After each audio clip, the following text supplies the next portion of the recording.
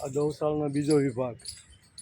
આમાં પણ ગાયો સરસ પણ ગાવ ગાવ ગાય ગાય ગાય ગાય ગાય ગાય ગાય ગાય ગાય ગાય ગાય ગાય હાલ ગલી ગલી ગલી ગાય ગાય ગાય ગાય ગાય ગાય ગાય માતા.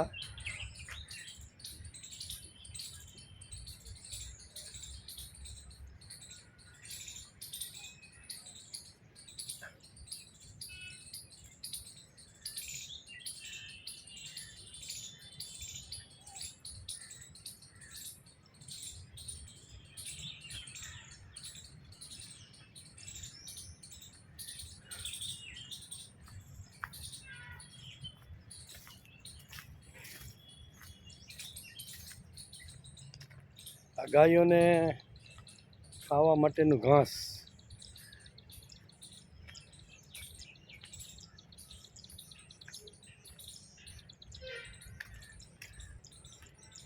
આ ઘાસ છે.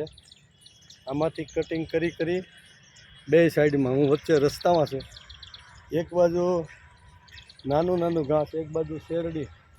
આનું કટિંગ કરી અને રોજ લીલો સારો નીરે છે. સુંદર મજાનું ઘાસ, સુંદર મજાની ગૌશાળા, સુંદર મજાનો તાપીનો કિનારો, અદ્ભુત દૃશ્ય.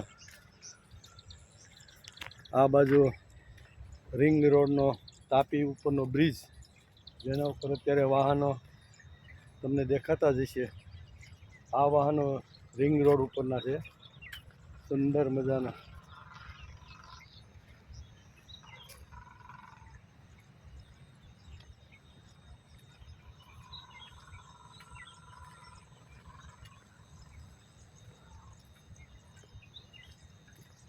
જીવન તારું સોળે કળાએ ખીલવતો જાજે, ભાઈ ખીલવતો જાજે. પ્રભુના કામે દોડીએ ને મનગમતો થઈ જાજે. જીવન તારું સોળે કળાએ ખીલવતો જાજે, ભાઈ ખીલવતો જાજે.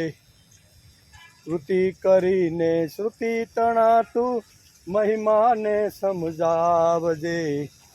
શીલા ચાલુ ભક્તિ કેરો શીલો તું બદલાવજે. ખીલવવાને રામ સકલનો રુદિયે રુદિયે જાજે.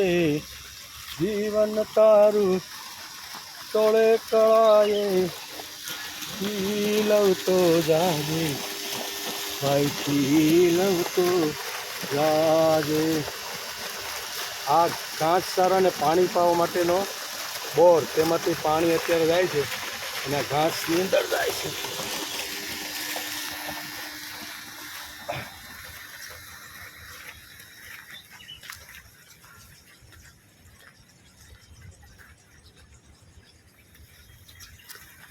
આ તાપી મૈયાના કિનારા ઉપર આ તમે જે દૃશ્ય જોઈ રહ્યા છો એ તાપી મૈયાનું છે.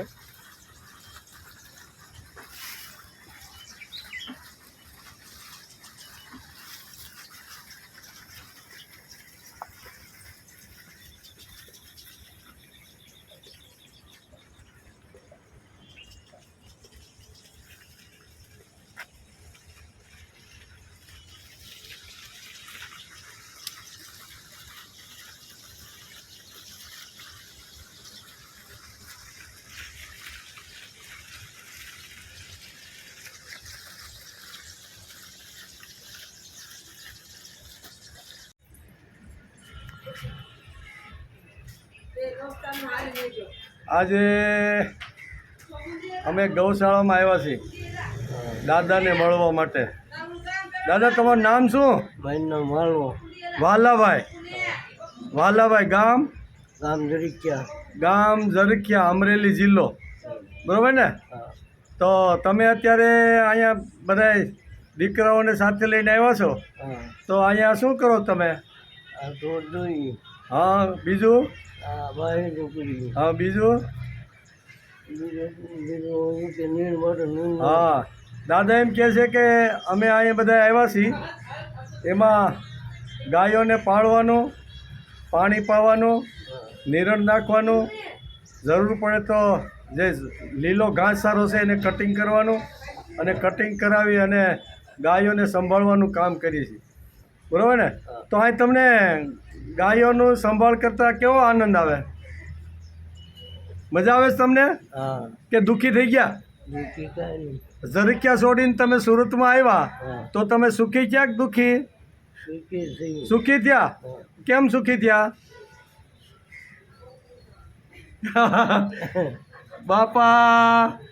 બાપા એમ કહે છે કે બહુ સુખી થયા. અમને ખરેખર આટલું સરસ મજાની 100-125 આજુબાજુ ગાયો, ભેંસો, વાસરડીઓ બધું આ 100-125 આજુબાજુ છે. એની સેવા કરવામાં, એની સાથે રહેવામાં, એનું દૂધ પીવામાં જે અમને આનંદ છે ને એ આનંદ બીજે ક્યાંય મળતો નથી. ગાયની મધ્યમાં રહેવાથી કોઈ પ્રકારનો રોગ થતો નથી. ગોબર એટલે ગાયનું છાણ, ગૌમૂત્ર, પછી ગાયની ખરીમાંથી નીકળતી રજ એ અમારા શરીર ઉપર પડે છે એટલે અમને ક્યારેય રોગ આવતો નથી. જો આ બાપા, કેટલી ઉંમર તમારી? મારી 60 ઉંમર. આ 60 વર્ષના 60-70 મારા કરતાં તો મોટા છો. મારા 70 થઈ ગયા. એટલે આ 70 વર્ષના બાપા છે. હે જોજી, એટલે તમારે હવે 60 નહીં કહેવાના, આશા કહેવાના. આ પુત્ર વહુ બટા એમ કહે છે કે 100 ની આજુબાજુ પૂગી ગયા એટલે આપણે 90 રાખો ને. હોય નહીં 70-60 નહીં. કેટલા વર્ષ? 90 વર્ષ. આ 90 વર્ષના દાદા છે અને એની સાથે આજે બેસવાનો મોકો મળ્યો છે. એના પુત્ર પૌત્ર બધા જ આ કામની ગાયોની સેવા કરવામાં લાગી ગયા, બરાબર? પૈસા તો બધી જગ્યાએથી મળે પણ અહીં તો બે વાત થાય. એક તો ગાયની સેવા થાય અને સાથે સાથે અમારો જે નિર્વાહ છે, આજીવિકા છે, અમને જે કાંઈ મહેનતપણું છે એ અમને આમાંથી મળી રહે છે. તેથી ખૂબ જ સંતોષ છે. ઝરીક્યાથી 7-8 મહિનાથી આવ્યા છીએ. ખૂબ જ સરસ મજાની આ વાડી છે, તાપીનો કિનારો છે. તાપી મૈયાના આશીર્વાદ રોજ અમને મળે છે, રોજ એના દર્શન કરીએ છીએ. ગાયોની મધ્યમાં રહેવાથી, ગાયોની આજુબાજુમાં રહેવાથી, ગાયોની વચ્ચે રહેવાથી, ગાયોની પાછળ આગળ રહેવાથી માણસને કોઈ પ્રકારનો રોગ થતો નથી. આવું ગાયની અંદર બહુ 33 કોટીના દેવતાઓ રહેલા છે, બરાબર? એટલે ગાયની સેવા થાય છે. સાથે સાથે ગાય અમને મમ આપે છે. ગાય અમને દૂધ આપે. એનું દૂધ પી અને અમે નાના મોટા થયા. અમારા નાના બાળકો છે ને એ પણ ગાય માતાનું દૂધ પી અને મોટા થાય છે. તેથી અમને ગાયને ગાય ન કહેતા, ગાયને માતા કહે છે. જે માતાનું દૂધ અમને પોષણ આપે છે, જે માતાનું દૂધ અમને શક્તિ આપે છે એ અમારી માતા છે. તેથી અમે માતા તરીકે અમે એને પૂજીએ સહી. ખાલી ગાય છે, પશુ છે એટલે નહીં, પણ અમે જેનું દૂધ પીને મોટા થયા છીએ એ ગાય માતા પણ અમારી માતા જ છે, બરાબર ને? એટલે માતાને અમે રોજ નમસ્કાર કરી સહી. પૈસા તો બધાને મળે છે પણ આવું જીવન જીવવાનું કોઈને મળતું નથી. પૈસા ખવાતા નથી. ખવાય? હું તમને 500 નોટ આપું, તમે ખાઓ? પણ દૂધનું 1/2 લીટર તમને પાવ તો પી જાઓ કે નહીં? હે? એટલે ખાવાનું આટલું સ્વચ્છ, ચોખ્ખું, એકદમ ફર્સ્ટ ક્લાસ મળે છે. તેથી બાપા કે અમારા 90 વર્ષની ઉંમરે પણ હજી મને કોઈ રોગ લાગુ પડ્યો નથી. અમે આગળ ભૂપતભાઈને પણ મળ્યા હતા, એમના પૌત્રને. એ એમ કહેતા હતા કે રોગ તો અમારી પાસે ફરકતોય નથી. કે મેં કેમ નથી ફરકતો? તો કે ગાયોની વચ્ચે અમે રહી છીએ ને તો એના શ્વાસોશ્વાસ, એની ખરીની રજ, એનું છાણ, એનું ગૌમૂત્ર, એની રૂવાટી છે ને એ અમારા શરીર ઉપર પડે છે એટલે રોગ અમારો ઘણો બધો અમારાથી દૂર રહે છે. એટલે આવી સરસ મજાની આ ગૌશાળામાં આવ્યા, આ બાપાને મળવાનું થયું, આનંદ આવ્યો. સરસ મજાનું વાતાવરણ છે અહીંયા પણ જોઈએ. જય શ્રી કૃષ્ણ માડી. તમારું નામ? તમારા દાદા શું થાય? કાકા. તમારું નામ કીધું વૈશ્રામભાઈ. આ વૈશ્રામભાઈ જો એકદમ ફર્સ્ટ ક્લાસ શરીર અને લાંબા થઈને જો ખાટલા ઉપર બેઠા. આ બધો એનો પરિવાર છે, કાકા દાદાના ભાઈઓ છે, આ બેન છે જો આ, અને આ ટેણિયું આ ગાયનું દૂધ પીને જો કેવું રગડા જેવું થઈ ગયું, કેવું રગડા જેવું થઈ ગયું, જો રગડા જેવું થઈ ગયું, જો રગડા જેવું થઈ ગયું. આ આખા બધાને મોકલવાના છે. વાહ રે વાહ. તમારું નામ? ગોબરભાઈ. તમે શું કરો? હે ગાયોની સંભાળ રાખો, ખવડાવો પીવડાવવાનું બધું કરવું જ પડે ને, ગાવાનું, હા હું દોવાનું, બાંધવાનું, ગોબર, નીર નાખવાની, હા વાહ કરવું જ પડે અને બહુ સારું છે એમ. તમારા પ્રમાણે તમારે ધંધો મળી ગયો એમ. આમાં કરવું જ હે? પડે. એમાં તો આપણા ભરવાના દીકરાને એ જ ધંધો. બધાને ભરવાડ હોય આહિર હોય કે ખેડૂત હોય ગમે એ હોય ગૌપાલન કરતો હોય એને આ જ કરવાનું. આ જ કરવાનું. આ સરસ મજાનો પરિવાર સરસ મજાના આવ્યા છે અને મળવાનું માન થયું બરોબર.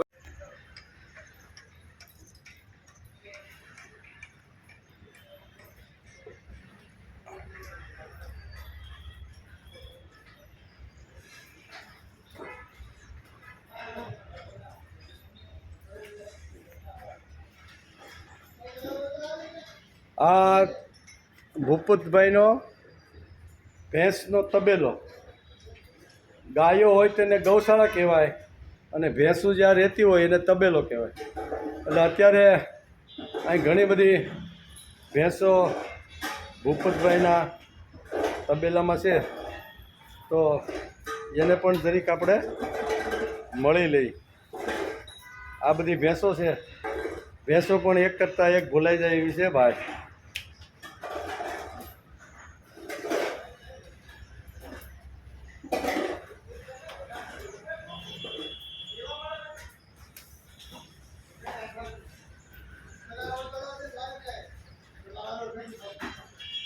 આ બધી ભેંસો જો એક કરતાં એક ભેંસ ભૂલાય એવી ફર્સ્ટ ક્લાસ.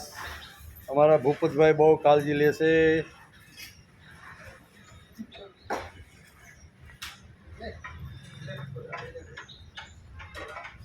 આ ગાયો પછી ગાયોને રહેવા માટે ગૌશાળા.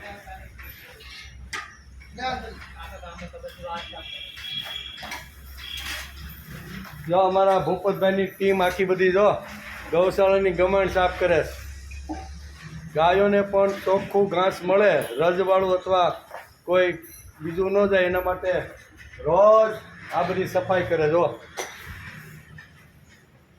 આ બધું પુણ્ય ભેગું કરે છે. કદાચ આ જન્મને કદાચ આ હોય પણ બીજો જન્મ છે ને એ તો ટોપ થવાનો છે. જો કાંઈ કયો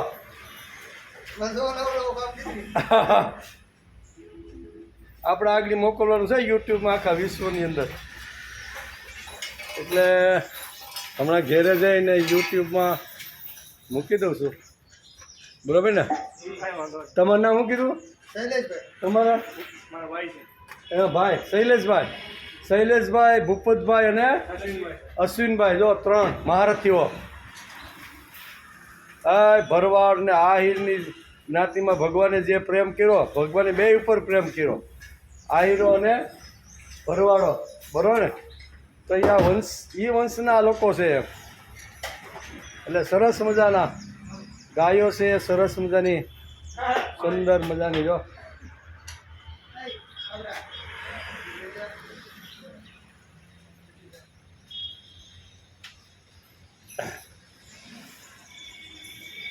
તમે શૈલેષભાઈ બે કાંઈક વાત કયો.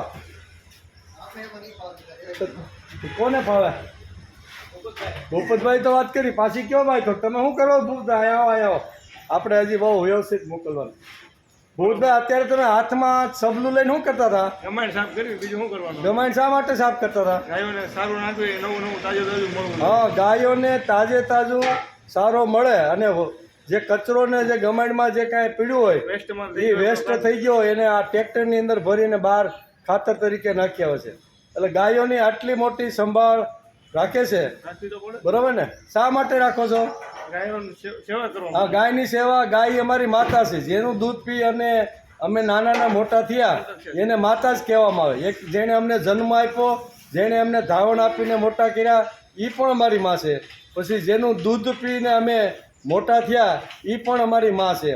એટલે આ ભૂપતભાઈનું એમ કેવું છે કે અમે માની સેવા અત્યારે કહી છીએ. માના પેટની અંદર ખરાબ ન જાય, ધૂળ ન જાય, રજ ન જાય એના માટે ગમાણ સાફ કરી અને આ નવો ઘાસ અમે આ ગમાણની અંદર નીરીએ છીએ, નીરવાનો છે બરાબર ને.